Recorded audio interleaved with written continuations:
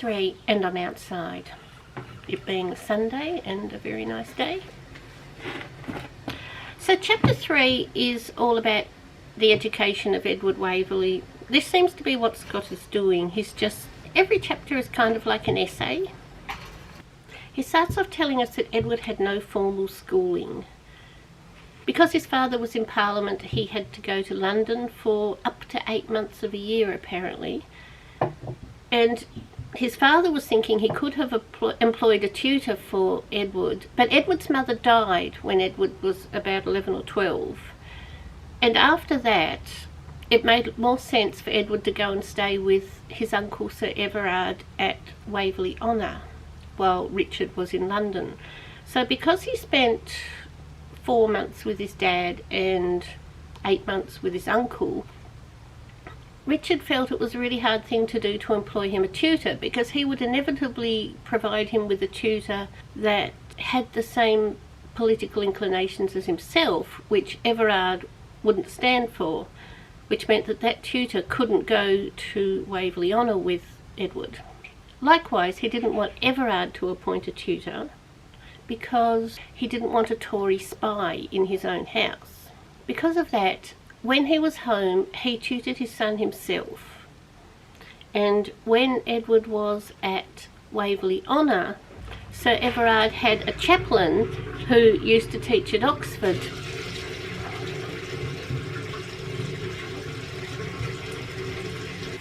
Sir Everard had a chaplain who used to teach at Oxford, who was happy to give Edward some instruction.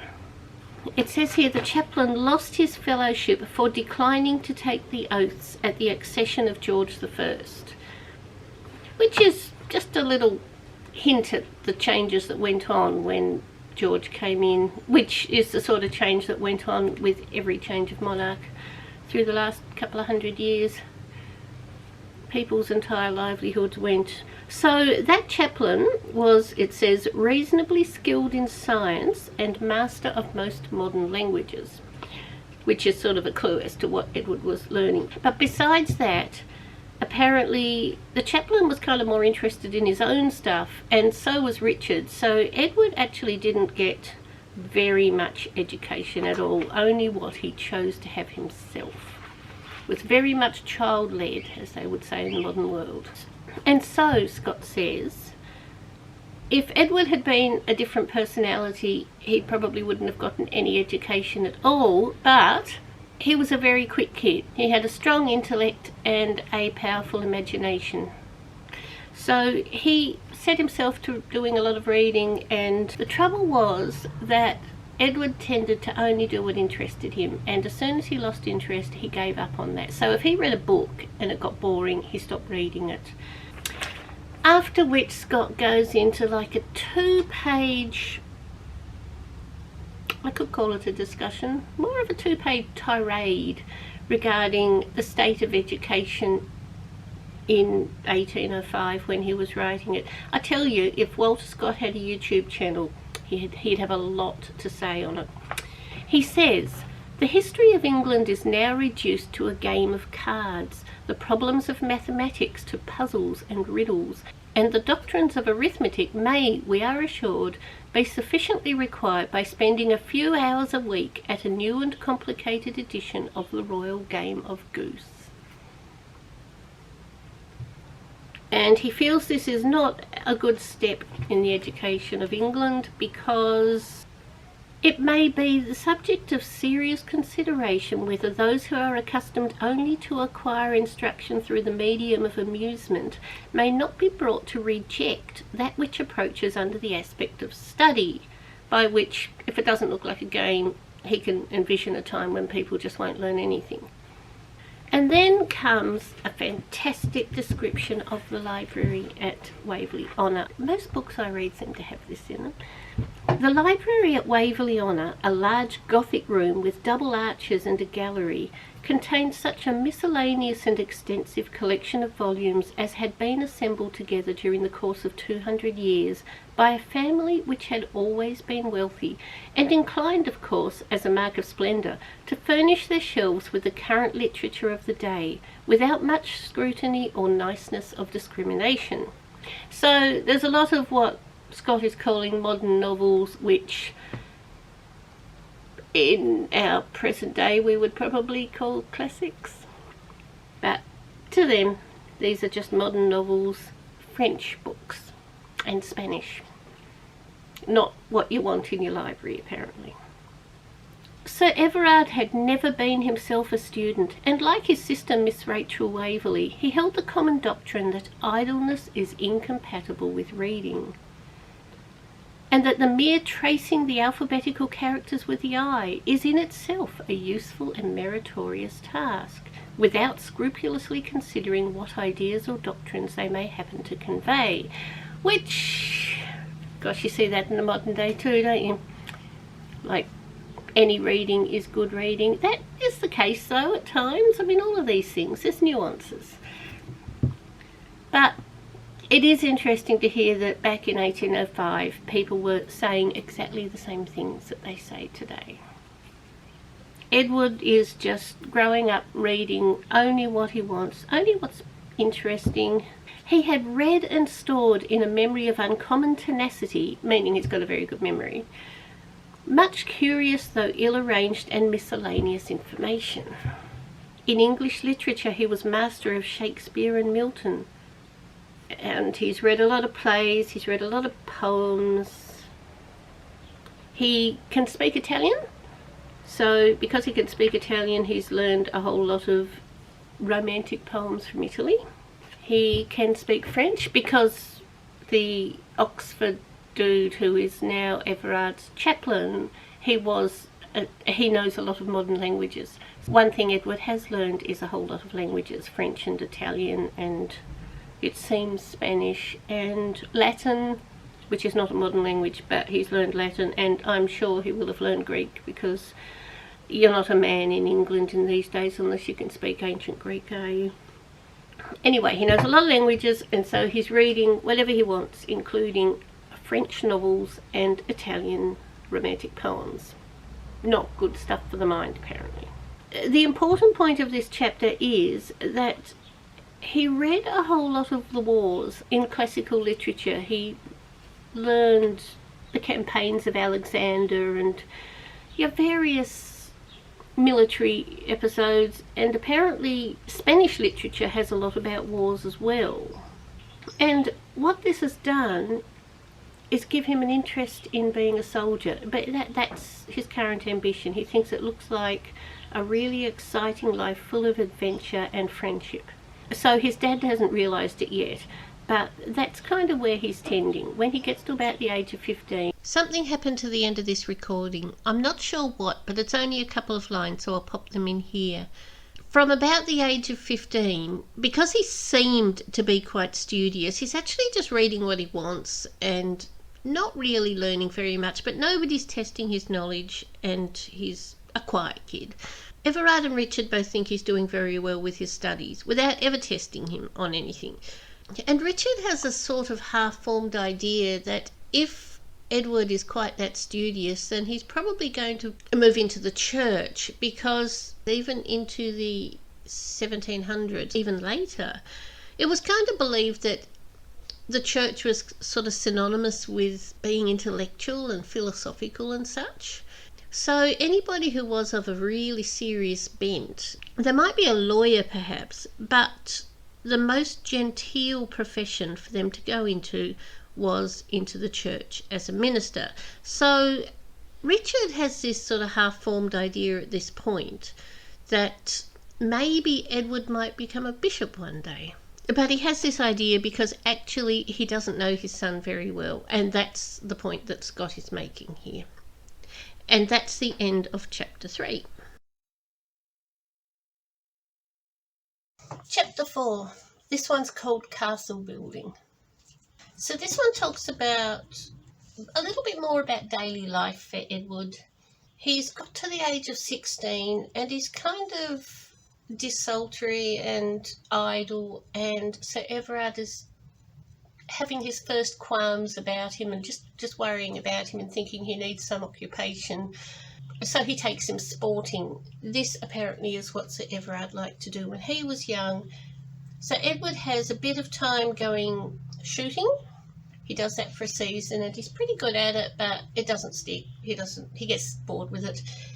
And he has a go at fishing, but likewise, he finds it a little bit dull. It then says that he doesn't have any friends, and if he did have friends, that would probably fix everything. It would draw him out. But he doesn't, because there's some local kids, but they're a completely different class, and they're nothing like him. They're not educated, and he really has nothing in common with them. There are also some gentlemen's kids, but they actually are, Edward feels like they're way above him. He's sort of caught in the middle, and he feels very awkward with him, and as if his manners aren't anywhere near as good as theirs. So he's sort of developed this idea that he doesn't like society. Walter Scott says that he probably would, it's just he doesn't realise being in society takes practice just like everything else. But because of that, he doesn't really have any friends and he doesn't mix. So what he does do, the only company he really has is his family, in particular Everard and Everard's sister, who is his aunt. And generally that's spent with them telling him stories of the old days, some of which he really liked. So Everard tends to talk about genealogy. He knew the family tree really well. Edward sometimes yawned over the dry deduction of his line of ancestors with their various intermarriages, but he actually still found some of it exciting. There were moments when the stories interested his fancy and rewarded his attention. Other times he cursed in his heart the jargon of heraldry, its griffins, its moldwarps, its wyverns and its dragons. So, apparently he had a long ago ancestor called Willibert of Waverley, who went campaigning in the Holy Land and came back and found that his fiancée was married to someone else because they presumed he'd died. That's the story that Edward liked. And his aunt, Rachel, tells the story of Lady Alice Waverley during the Great Civil War. Now that is with Charles I. That was part of all the battles that went on before Charles I was executed. The benevolent features of the venerable spinster kindled into more majestic expression as she told how King Charles had, after the field of Worcester, found a day's refuge at Waverley Honour, and how when a troop of cavalry were approaching to search the mansion, Lady Alice dismissed her younger son with a handful of domestics, charging them to make good with their lives an hour's diversion, that the king might have that space for escape. And God help her, would Mrs. Rachel continue, fixing her eyes upon the heroine's portrait as she spoke. Full dearly did she purchase the safety of her prince with the life of her darling child. They brought him here a prisoner, mortally wounded. And you may trace the drops of his blood from the great hall door along the little gallery and up to the saloon where they laid him down to die at his mother's feet. But there was comfort exchanged between them, for he knew from the glance of his mother's eye that the purpose of his desperate defence was attained. I like that story. I like it not for itself, but because of what it shows us about life in those houses. I said in that video yesterday about the Catholic families who, in the 1500s, who had houses full of history, houses full of memories, full of heirlooms. This is the sort of thing that I meant. This is a house where every item of furniture, every doorway, every window frame has a story from the past attached to it. I can see now that's particularly the case because of the 200 years that they just had, where there was so much going on. But when you've got a place like that, it's extra hard to lose it because there's so much attached to everything. So Rachel's story here of the drops of blood from the great hall door along the little gallery, like any time they walk through the little gallery, they'll call to mind this kid, Lady Alice's son, whose name was William, and how he gave up his life so that Charles I could escape. Anyway, that's the sort of thing that Edward Waverley was brought up on. And I think it is worth mentioning here, it's very hard to tell because at this end they're not sort of saying why it's relevant, and you're getting a lot of information, But generally, in my experience, these stories will call back all of this. Somewhere through it, he'll have some event, some adventure where times are tough, and he will remember this, and that will help him through. That's my expectation, and that's sort of why I'm saying it now. Generally speaking, that's how it was. The things that came up in the beginning, they seem really meandering and pointless, but often there is a point. It's just that we don't know what it is, so we've got to take it all in and just sit on it. So, the second half of this chapter. From such legends, our hero would steal away to indulge the fancies they excited in the corner of the large and sombre library, with no other light than was afforded by the decaying brands on its ponderous and ample hearth. He would exercise for hours his imagination. Walter Scott takes 2 lines to say that. So he just sits there and daydreams about all the family stories he's heard, all the exciting times that he's not living in himself. So he's settling into this. He kind of likes this dreamy existence, just sort of wandering the grounds of Waverley on the lone future air, remembering the past and living the lives of his ancestors and other stories that he's come across. And as well as in the house, he goes out in the grounds. The extensive domain that surrounded the hall, which far exceeding the dimensions of a park, was usually termed Waverley Chase. It had originally been forest. There were still parts of forest. You could still get deer there. Traversed by broad avenues. That's like straight paths between trees. In many places half grown up with brushwood. In one spot, distinguished by a moss-grown Gothic monument which retained the name of Queen's Standing, Elizabeth herself was said to have pierced 7 bucks with her own arrows. So even the grounds all around have these stories attached and memories of people being there from the past, royalty having visited in the past, and that was really common. Just about every grand old house in England and Scotland and Ireland and everywhere has these stories. It's hard to know if they're true or not, but they've all got them. So Ed would spend a lot of time out. Apparently sometimes he would take his gun and his spaniel as if he's going shooting, but he also happened to take a book in his pocket, and he would wander through the place and go to...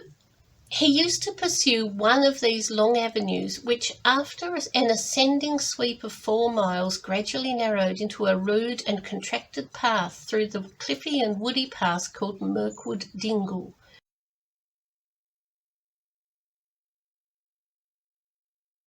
And I mention that because I'm guessing that's going to call back as well. The cliffy and woody pass called Mirkwood Dingle, and opened suddenly upon a deep, dark and small lake, named from the same cause Mirkwood Mere. There stood in former times a solitary tower upon a rock, almost surrounded by the water, which had acquired the name of the Strength of Waverley, because in perilous times it had often been the refuge of the family. So that tower is basically destroyed now. It's just a ruin, but the stories continue, and there is still something there, apparently. Edward used to come to this little lake with his gun and his spaniel and his book and kind of daydream there while everybody might think he was away shooting, which is something that Sir Everard would have approved of. And that's the end of chapter 4.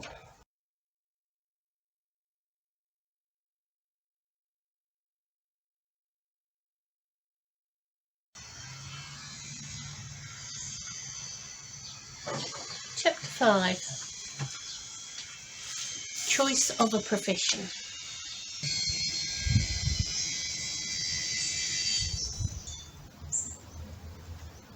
At about the age of 16 or 17, Waverley discovered girls. And this is the event that changed everything for him. Up until then, his uncle and his aunt at Waverley Honour were kind of happy to just let him drift. They assumed that given him long enough, he'd just get bored with that life and want to take something up, and they were sort of just waiting for that. But the daughter of a local squire started to flirt with him. Okay, that's too strong a word. the daughter of a local squire started to dress nicely and go on walks in the Waverley grounds, which was a common thing. They didn't really worry about trespass much in those days. Anybody in the local area could walk on them. Plus, they were mostly all tenants of the household anyway. So this girl, whose name was Cecilia Stubbs, started to go on walks that would sort of bring her across Edward Waverley. And they never actually talked, but because he was of the right age to sort of be looking at girls, he started to notice her, and in his imagination he kind of built her up to be beautiful and sort of developed his own mental story about her. And his Aunt Rachel realised this and knew that something had to be done, and knew that the answer wasn't just to tell him that she wasn't suitable for him, because that would backfire. So what she did was she talked to Everard, her brother, and said, I think he needs to go and travel. Everard wasn't really keen on that because he liked having Edward around, but Rachel pointed out that if you go and look at the family tree, everybody went and did some travel at about his age and only settled down after that. It helped them be worldly and wise. So Everard agreed. So he wrote to his brother and said, I've got this idea. Let's send Edward around the continent. My chaplain can go with him as his tutor, and he'll come back with a bit more polish. Richard thought that was a good idea, but he's still in London, and he mentioned it at some kind of parliamentary dinner, and the minister who was sitting there with him said, no, not a good idea. If he goes with Everard's chaplain, he's going with a Jacobite. That's not going to go well for him at all, and who knows who's out there who might get their hands on him. What might Mr. Edward Waverley's society be at Paris? What at Rome, where all manner of snares were spread by the Pretender and his sons? These were points for Mr. Waverley to consider. This he could say himself, this is the minister talking to Richard, that he knew His Majesty had such a just sense of Mr. Richard Waverley's merits that if his son adopted the army for a few years, a troop, he believed, might be reckoned upon in one of the... That was a crested pigeon. He didn't realise I was there. He was coming to drink from my water and then saw me. Poor thing. A troop, he believed, might be reckoned upon in one of the dragoon regiments lately returned from Flanders. Richard Waverley, though with great dread of shocking his brother's prejudices, deemed he could not avoid accepting the commission thus offered him for his son. So that's how it came about, basically. They didn't actually say it to Richard, but the ministry in London had been watching Sir Everard and knew him to be a Jacobite supporter. Back in 1715, when the old Pretender went to Scotland and got sick, there were actually uprisings that happened. Like, they didn't all wait on him. There were troops gathering all over the place, getting ready for a big attack. At the period of the Hanoverian succession, Sir Everard Waverley had withdrawn from Parliament, and his conduct in the memorable year 1715 had not been altogether unsuspected. There were reports of private musters of tenants and horses in Waverley Chase by moonlight, and of cases of carbines and pistols purchased in Holland and addressed to the baronet, but intercepted by the vigilance of a riding officer of the excise, who was afterwards tossed in a blanket on a moonless night by an association of stout yeomen for his officiousness.